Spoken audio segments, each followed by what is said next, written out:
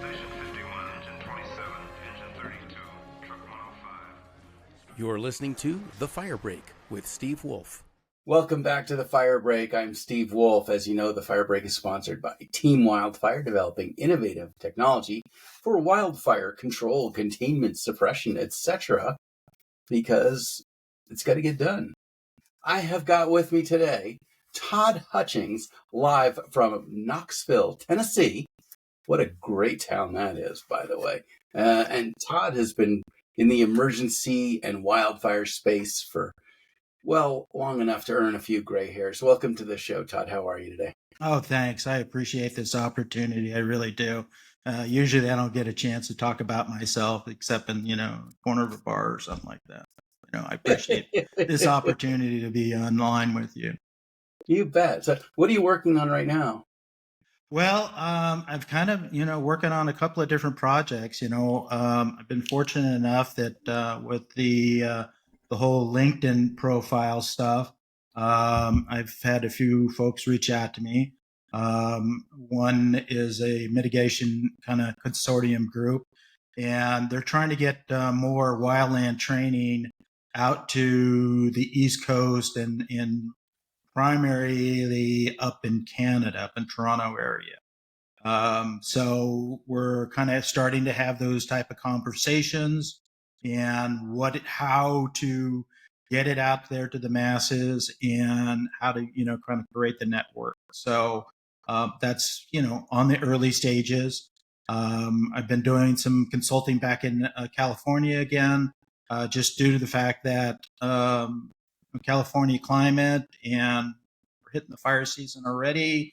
And we have a few JPA, Joint Power Association folks, for school districts that, kind of reached out to us and started, what can we do to better prepare ourselves? And they were mainly kind of, focused on the whole FEMA portion of, what documents we need to have in place, because we're relying on that gap between our deduction and what's outside of our deduction, what's covered. And so we kind of had a conversation, but I was trying to, what's important part of that conversation is not, when and if FEMA steps in, what if FEMA doesn't step in? And Right. What can you do to protect your facilities a lot better? So, it's an educational process, even though that, Northern California has been used to, their fair share of, big colossal fires up there. As now we're calling them mega fires in California. We're up in Napa a few years ago, wiped out a couple of towns. And so there's still some lessons. So that's the best kind of education, though, is when they're calling you and asking for it, versus what we usually see of people who have information and they're trying to get it out and no one's listening. Yeah, and that's the tricky thread, because everybody's on their particular mission and their particular timeline. Yeah. We're in an effort to overwhelm them with doom and gloom. Sometimes we have to kind of just spoon feed them, because either their limit of resources and or funding to be able to hire outside counsel. I see. Okay. So what type of advice are you giving people who are in this bind? Well, it's just getting back to basics. The basics is I know their primary focus is on recovery. What can we do to streamline the process so we can get funding through the federal lines, and then we start introducing them. Well, we also need to look at what's available on the state side, but I put on my fire helmet and I go, well, I'm looking at it from the preventative side. There you go. The usual checklist of items in regards to, vegetation clearance around their property, access in and out of their property, just the basics. So that way you can kind of expand off that, because that's like the easy stuff, keeping track of records and making sure you're, having the proper forms, and that's all that stuff that, I'll get around. Yeah, no amount of forms, is a substitute for preparation. Yeah, well, and nobody likes doing paperwork, I mean, some people do, honestly, Todd. Yeah. I'm not one of them. You're not one of them, but they're out there. Yeah, well, I can dig into it, but it's not like, oh yeah, wake up in the morning and let me dive into doing my paperwork, Yeah, right. grab my cup of coffee and go, yeah, this is a great time. Right. So you're advocating for doing the physical work. Yes. Right. Doing either vegetation clearing or vegetation treatment. Yes. Yeah. Right. And there's a lot of little nuances that people can do, and working on the Monterey Peninsula for Cal Fire as at one of the Class 1 fire departments. They in Pebble Beach. I don't know if you've ever heard of Pebble Beach. That's like the premier golf course in the state of California. The AT&T, the Concourse d'Elegance. So that's a community that is high profile. So that being said, they need to have high profile fire service and prevention department. And so we would have the usual mitigation, either mechanical or, hand fuel reduction. But they, one of the things they brought in, low impact, brought in the goats. Hey, we get this area fenced off, let the goats do their job, low impact, keep that flashy fuels down to a minimum and pack them up. Let me ask you about if you have any knowledge or experience on vegetation removal versus vegetation treatment. When I say treatment, I'm talking about chemical treatment, not trimming treatment. Yeah. Right. That leave the fuels in place, just render them non-flammable. Well, and that's a great question, but it's like anything else. It's what are you treating it with? Right. Is it environmentally friendly? Is it just creating more ground fuel that at a later date? Because if it breaks down, we're good. I mean, it feeds the soil and then got the nutritions. But if it's not reducing the amount of fuel that we have in the area, you're just delaying the whole process. So it's nothing unusual to go into an area and do smaller burn piles. Mm-hmm. And so, you get all the, some of the down stuff, from tree limbs to, whatever is kind of fallen off during the course of the year, and do, multiple small burn piles as compared to doing a control burn, which is, a lot of manpower, a lot of planning. And, you have to kind of, make sure you cross your T's and dot your I's in regards to your fire plan and, working with other agencies. So the small burn piles are a little more manageable because, it's like, okay, there's my bonfire over there. I can watch it. Right. Until it embers. That answer your question?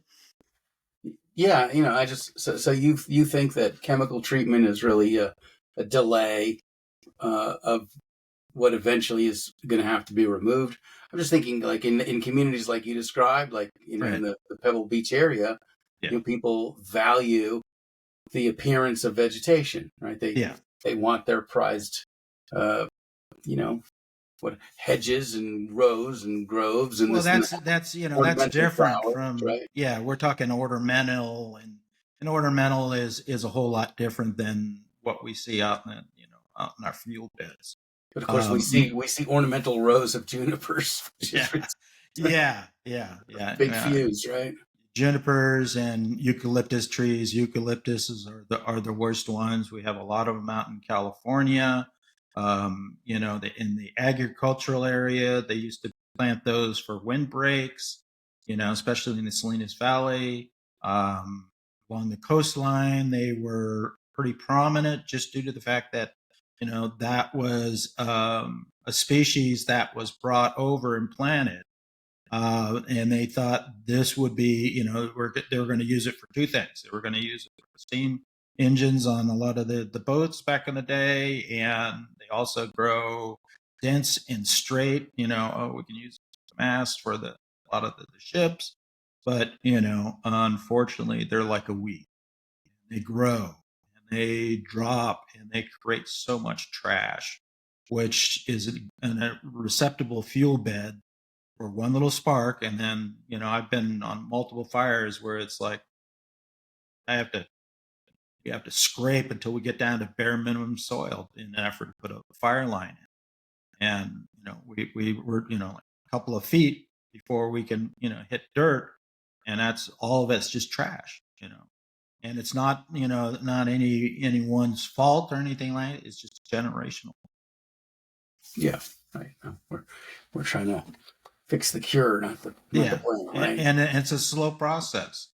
I'll talk a lot about California and what they're doing now and what their past practices on, and the fact that from my perspective, we've gotten too many environmental groups involved, and so that's kind of tied a lot of different landowners and or different agencies to take proactive measures. Got PG&E has been found at fault for multiple fires, and their now preventative measures are I guarantee you they a lot of other utility companies kind of taking a look at how now PG&E has kind of gotten their own safety department together, and they go out in small rigs, two personnel on a rig, and they follow the hotline crews just in case, So they've come a long way from, okay, there's the power line, whatever, slapping in the wind. They're being, making sure that their right of ways are all cleared out and, managed on a regular process. Well, that's been an expensive lesson to learn. Yes, unfortunately. Yeah.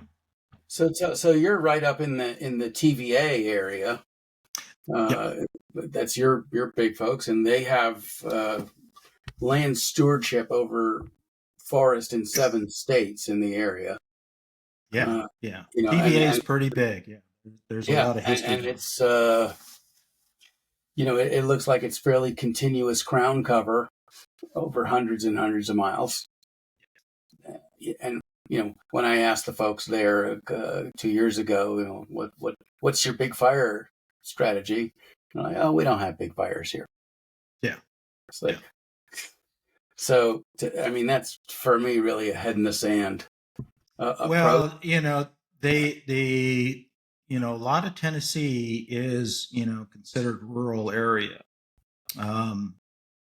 Fortunately, and probably in the last, if you talk to the locals, you talk to them and you say, how do you see the growth of Tennessee or East Tennessee? It's growing.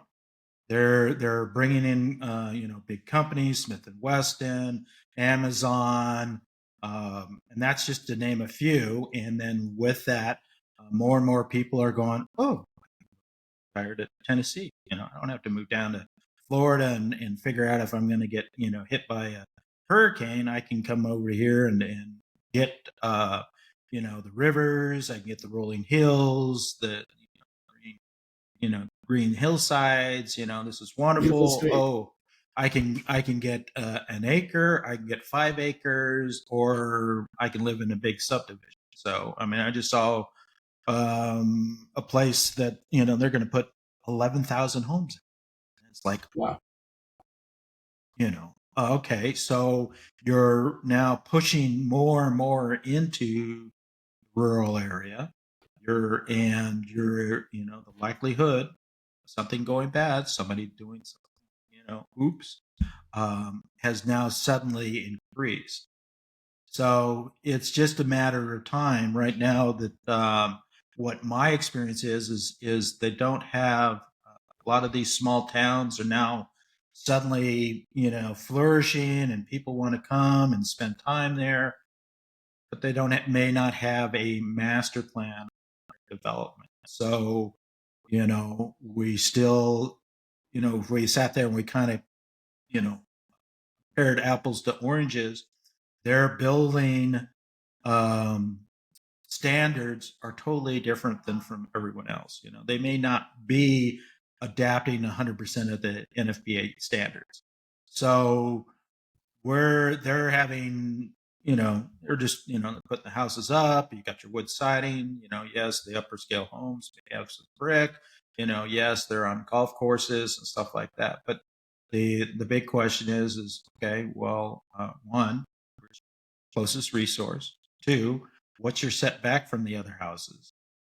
Because, somebody does something stupid, and one house spreads to another. It's not about vegetation.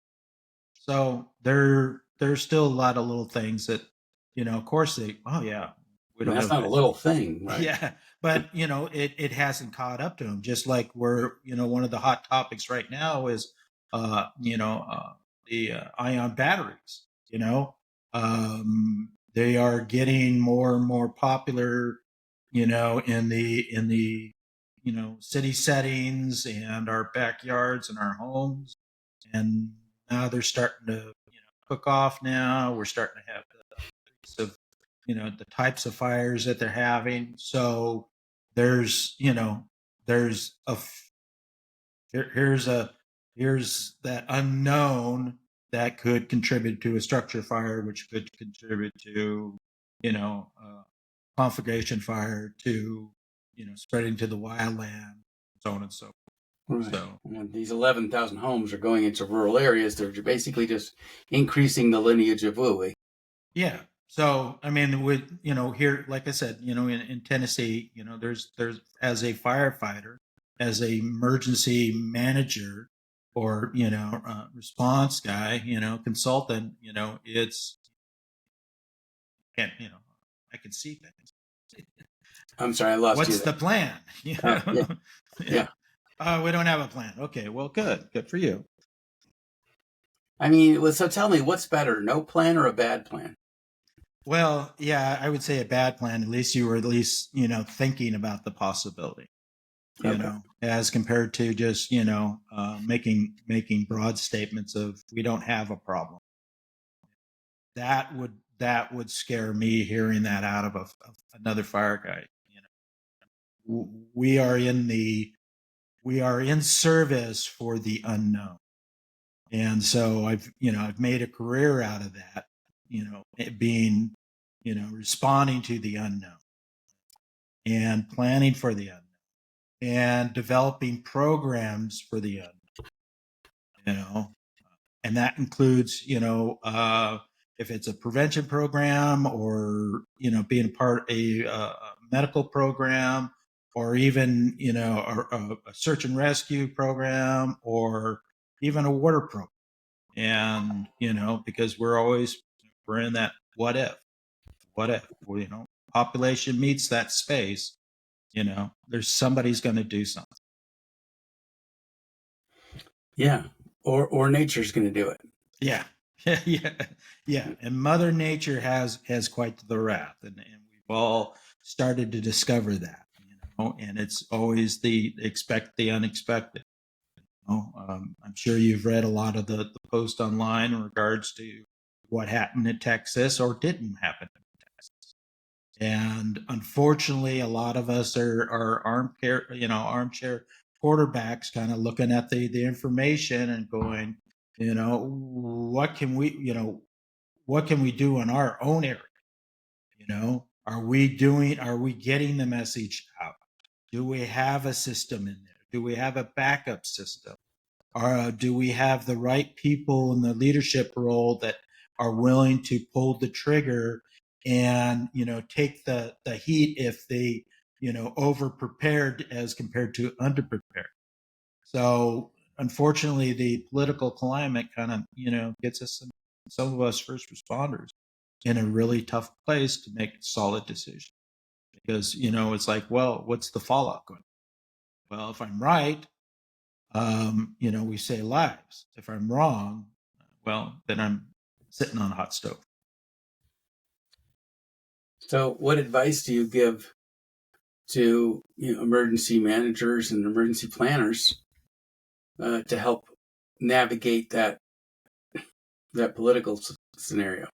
Well, I think that the important thing is especially when a lot of the private sector is now getting involved in the emergency response area, and I think that as emergency response or or recovery folks, that we have to be patient and build that trust up in that community, and try not to come from a place of doom and gloom, but for every problem we have to be able to sit there and come up with a different solution.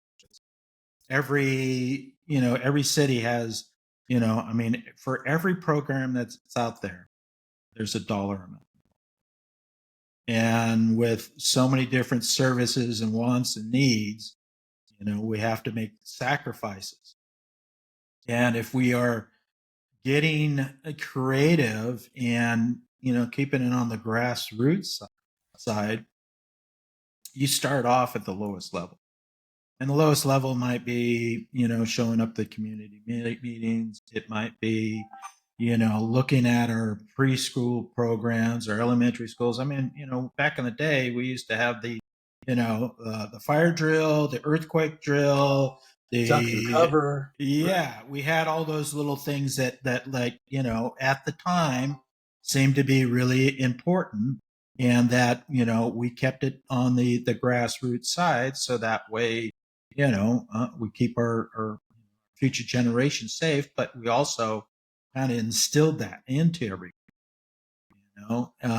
So have we kind of lost touch of those basic things in an effort to provide for the highest level of safety, of not for the individuals but the communities themselves? That's a big question to ask out there. And I know that with the whole thing, the shake up with FEMA, and oh my God, what are we going to do? I think that when I say we, is on either on the city, state, or county level, we've kind of relied on outside support as compared to developing it on a community base. What can we do to take care of it? It's like the CERT programs, the community emergency response teams. Do we have those? Are we supporting those? That's a community-based, program, just to do the simple task, checking on your neighbors, shut off the gas lines, all those little nuances that gives that community support. So we just have to elevate that to, okay, well, it's going to be, kicked to the city, it's going to be kicked to the county, and it's going to be kicked to the state to start, figuring out how can we better serve our community. And that's the big, that's the big question. That's the big discussion. We shouldn't always have to, rely on Uncle Sam to have all the answers. Right. Need to get buy-in. Pretty much the opposite of frontier mentality. Yeah. Right. Yeah. Frontier mentality is like, you figured out how to take care of yourself, you figured out how to take care of your neighbor, and help's not coming. Yeah. Yeah, exactly. Yeah. So I think, so it's, everybody's got the latest, greatest toy out there. Everybody's got the latest, greatest little app, but sometimes the best choices are. Sometimes what? I'm sorry? I says the best options is just on the one-to-one levels. Yeah. Dealing with your neighbor, communicating with your neighbor, showing up at the functions, asking the tough questions, asking the fire department, what some of the community programs you got going on, because they are there to service us. I know that when I worked out in California, we would get calls at 3:00 in the night, in the wee hours of the morning. How can we help you, ma'am? My smoke detector went off. Okay. Wait, Well, what did you my say? smoke detector went off, and we didn't argue with that. It's not, nobody sat there and said, sorry, we don't change out batteries. We handled it on a, good faith thing, and your smoke detector's out. Okay. We'll disarm it. We'll come back in the morning and either put a new battery in there, or you know what, we've got a great little program. We'll bring you a brand new. And that's a community service thing. Those little things that make the public that much more safe. Okay, so while we're on that topic, ionization versus photoelectric. Oh gosh, or carbon monoxide. Don't forget those in the Right. I think that everybody's kind of gone away from the technology's changing. So and I think the sensors are changing. So I really don't have a good answer. Okay. I've been reading lately that the ionization detector ones don't detect smoldering fires. Yeah, that way you don't have there's trade-offs, you don't want, well, we've got those nuisance activations due to the fact that, somebody burned something in the stove. I thought And that's how you know when dinner's ready. yeah, you're late for dinner. That's what it's really true. What really the message is, if it's burning, you are late for dinner. Right. How do you enjoy?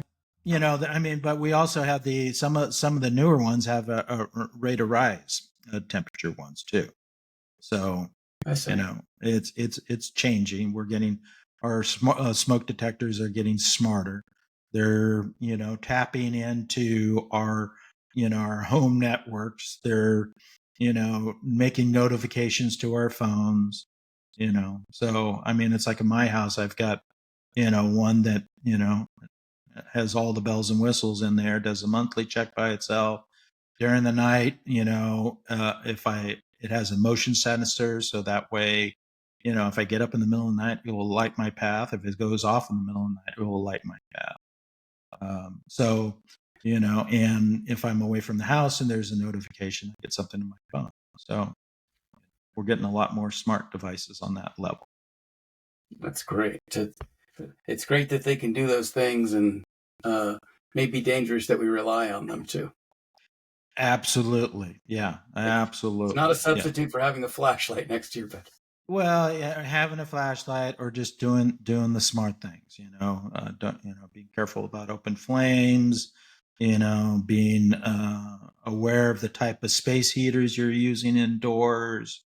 The list goes on. And unfortunately, sometimes it's like a lot of the collision devices that are being installed in cars, people are starting to take advantage of those, oh, all right, so here we go, Right. I can take a nap. The car's going to do all my work for me, and driving in Stevie Wonder mode. Yeah. I think we can coin that phrase, So, and it's with anything else, we got to take it in moderation, back to basics.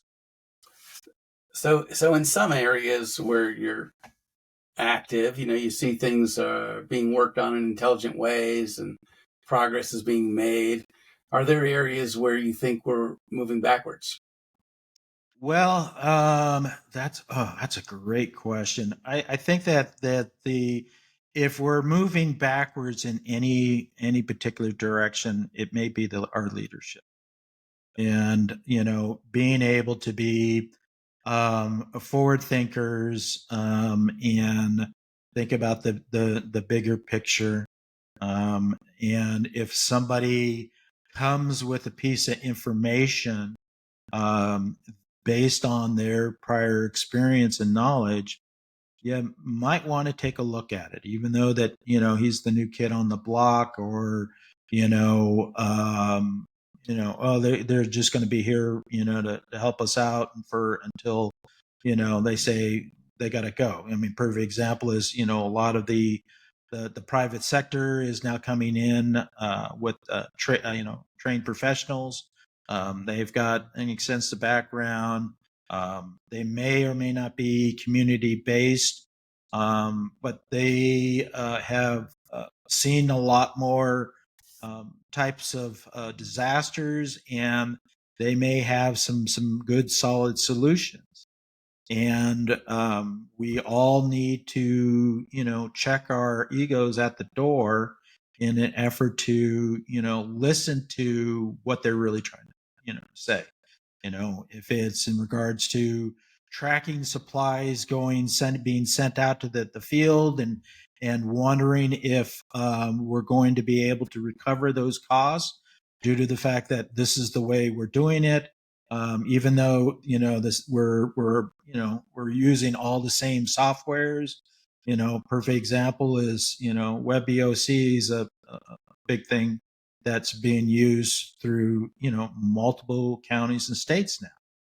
And one state may be really proficient at it, and then another state sits there and goes, "What is that? Oh, yeah, we don't have those type of emergencies on a regular basis, so we'll go back and default into our comfort zone."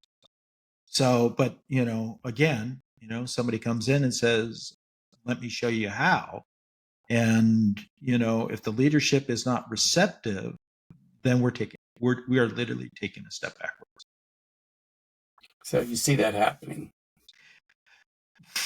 Once too often. Yeah. Yeah. I'm not to sit there and say I've, seen it all, done it all, but it's enough to sit there and go, are we being as proficient as we can? Are we setting ourselves up for success, or are we just creating madness for ourselves?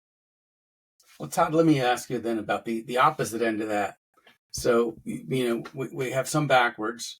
We have the majority probably trying to stay at the level of code or whatever the consensus says is the a best practice. And then you have some folks that are really trying to push the line forward and do the best, not the most common best practice. Where are you seeing real evolution in terms of safety for communities and wildland? Well, I see it on the grassroots side. I just want to say, you've got the individuals who are trying to make a difference in their community. You've got it's pretty much like a stepping stone. And you get the folks that are good with crowds, and they're trying to make make a difference there. You've got the innovators. The innovators are those who are thinking outside the box. Let me roll up with my toolbox and show you some of the things that, have possibilities. And so it kind of sits on there in that little area there, and sometimes it gets noticed. Each level gets noticed, and each person, what they're doing gets moved up, and we start making differences in our cities. We start making difference in our counties, and then if we're lucky enough, if we're screaming loud enough, and we get enough traction, we start to get noticed on the state level. But that's hard, right? Because it's generally regarded as a community that's fairly resistant to change. Yeah, I mean it's not what you know, it's who you know. You got to be able to what big changes usually happen is when we see influential people making the speech, and then it's suddenly like, well, I better get on board, because if I don't get on board, then I'm going to be that guy. Nobody, and then it's like the back in the high school. Just say there was always those popular kids. And society is the very, very same thing. I just said that same message, but if the right person says that same message, it's suddenly heard. Yeah, right. So you've got to Yeah, figure out who those people are and figure out yeah, what they need to be saying and help them. yeah. No matter how much, Right. how beneficial it is, it's, we've got that delivery of that message. So, so that's where I kind of see, us moving forward. Yeah, we have some great talent out there in the emergency management world. First responders, we've got some great people out there who are selflessly putting themselves out there and doing everything they can to make a difference.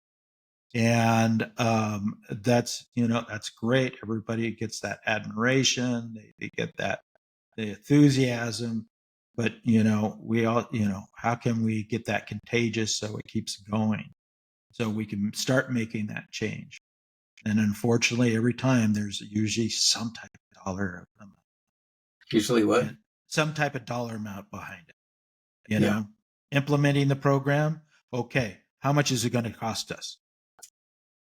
Right. And that's usually the wrong usually question, that's the bottom unfortunately. line. The question is How, really, the more important is how much is it going to cost us if we don't do it? That is correct. And that's how we should really kind of look at, it's not like we're going to Vegas and spinning the wheel. Maybe I'll win, maybe I won't. I got the, I'm playing against the house rules. It's, what is it going to cost us? We don't plan it now. What is it going to cost us later? I heard that the odds favor the house. Is that true? Yeah, rumor has it. I'm not a big gambling man, but rumor has it. Yeah. Well, you're not a big gambler, but Yeah. a lot of people in this space really are taking a gamble that their number's not going to come up. Yeah. Oh, I'll take care of it tomorrow. I'll push it out for a little. I got some other priorities. Yeah. Yeah. You're And at the absolutely homeowner correct. level, right? Yeah. We all have a to-do list of things that we could do to harden our homes. Yeah. And on very few days is that list the most important thing we decide to do. Yeah. And that gets back to, looking at our construction standards, across the nation. Why don't we just, do it? Because don't leave it up to the homeowner, because the homeowner is going to go, I'll get to it later. Right. Yeah, well, they're busy, and people have their own jobs and their own careers that are not in the emergency services area, and there needs to be someone that this is their job. Yeah, yeah, and it's like, okay, well, all right, I want to do something. What do I want to do? I don't know what to do. I don't know who to contact. I know I talked to one of my associates just recently, and she was stating that, okay, I just had a school district get a hold of me, and they're part of a JPA, and they want to start looking at some mitigation things that do some funding, but they really didn't know where to start. So that kind of puzzles me, because it was somebody from the state of California, and here they're trying to make themselves a little more emergency management, a little more protective on their home front, and they don't know where to start. So we're going to hear those stories where things get slip through the cracks, and that's that human element, that we can have the best plans in place, we can have the best program, but at the end of the day, we've got that big giant unknown. Oh, I didn't know about that, I didn't hear about that, I didn't plan for that, I didn't do that, I was going to get to that. So if we don't, if we're getting back to the whole construction standards, if we're at least planning on that and implementing that, we can at least check that one box, as compared to hundreds of thousands of homes that have been, previously built. Let's say the building standards before 1970. We probably have millions of homes, and when we're now going through and clearing these lots during debris operational recovery programs, and they have an opportunity to do a fresh start, a restart. If they're fortunate enough to have, insurance, if they're fortunate enough to have enough insurance to cover, the new contractor and or county, well, let's just keep it on the county level. The county level of city, inspectors, the planning department, making sure that those standards are, in those set of plans, and following through and making sure that the contractor or subcontractor understands the new standard. Because we've been doing it generational wise. This is why we always done it. Or, these are the, the subs, and we're from out of state, this is the way we do it, we, throw up the 2x4, we nail it, and we're good. And so if we don't have that education and that checks and balance, again, here's an opportunity to build in the WUI community and have, the hardened surfaces, our vent systems in our attic vents, a lot. We're now eliminating a lot of that now with the new building constructions. We're now getting a sealed envelope. We no longer have vents for the crawl space. We no longer have vents up in the attic. So those by nutrition, those items are now being checked off and not worried about for a point of access anymore. But we still have generational buildings construction that still have all those same features. And unfortunately, what happened down in Southern California, that, the tragic that it was very unfortunate. It was nobody's particular fault. There was a chain of events, a chain of policies that had, been put into place, generational wise. We're talking, decades. And it just finally caught up to them. And, as they say, the perfect storm happened, and everything lined up, and everything fell over like dominoes. Yeah. And for that perfect storm to happen, you could think of it like a roulette wheel. The more times you spin it, the more often it's going to happen. And It seems that with more active weather now, the wheel is going to spin more often, and more communities are going to have an opportunity to have experiences like Palisades did. Yeah, they're going to end up with some type of disaster. It may not look exactly the same, but it's just, the changing dynamics, let's just embrace it the way it is. Yep. We no longer live in a world where, okay, it only happens over here on the West Coast, or happens only in the Midwest. It's the changing dynamics is it's happening, and more frequently and more often. The type of natural disasters are starting to rear their ugly heads into everyone's community. They may not see it today, they may not see it in their lifetime, but it will happen.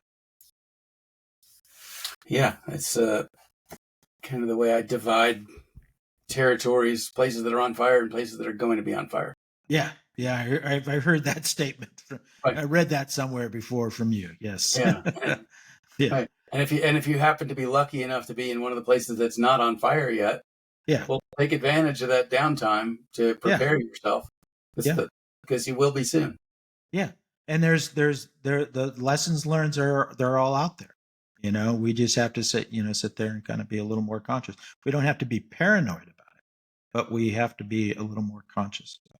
What's in your go bag, Todd? Just about everything. I've got, as a first responder, I've got, 2 bags ready to go.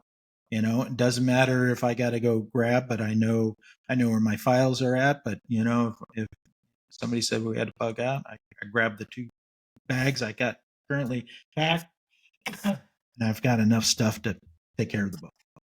And do you keep your bags in your house, or do you keep them in your car? No, they're in my house. Okay. Yeah. Because I always envision a scenario, well, maybe wherever you are, the house isn't there to go back to. Yeah. And a good point, because I just, excuse me, I just had a conversation with some folks up in Canada. And as you know, Canada has experienced a lot of, recent brush fires, enough that it is, impacted our air quality down in the States. You could easily, could easily have a scenario where you're, officer, I'm sorry, I need to get back into that neighborhood so I can get my go bag. Yeah. Oh. But, the where I was going with this is he says, yeah, I got my go bags in my car right now.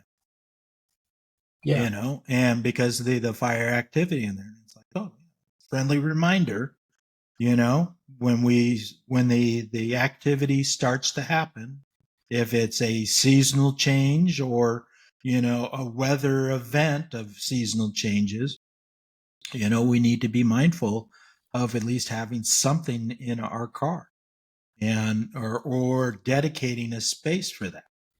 Right.